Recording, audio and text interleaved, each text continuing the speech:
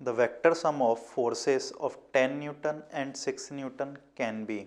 Here we are discussing about summation of two vector quantities, that is force. First one is 10 Newton, other one is 6 Newton. So if we add two vectors, suppose it is A vector and B vector, their resultant can be written as R vector.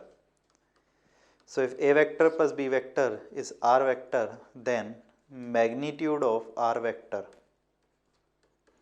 can be given with the help of formula a square plus b square plus 2ab cos theta, where theta is the angle between a and b vector, and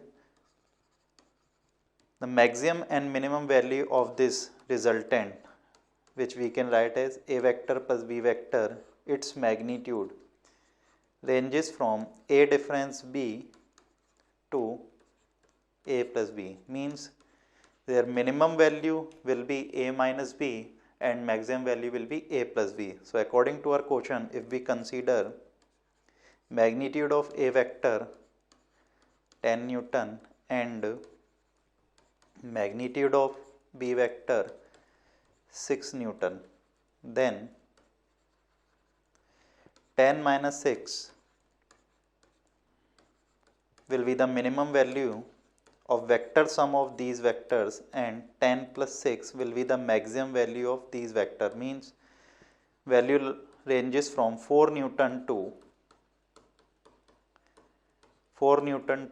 16 Newton, means vector sum of these two forces must lie between 4 Newton to 16 Newton.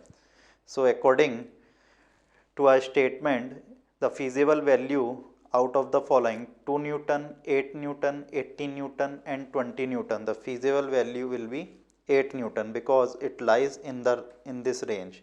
Remaining values, that is 2 Newton, it is out of this range, 18 Newton is also out of the range, 20 Newton is also out of the range. Only 8 Newton will be in this range. Therefore, answer of this question will be 8 Newton. Thank you.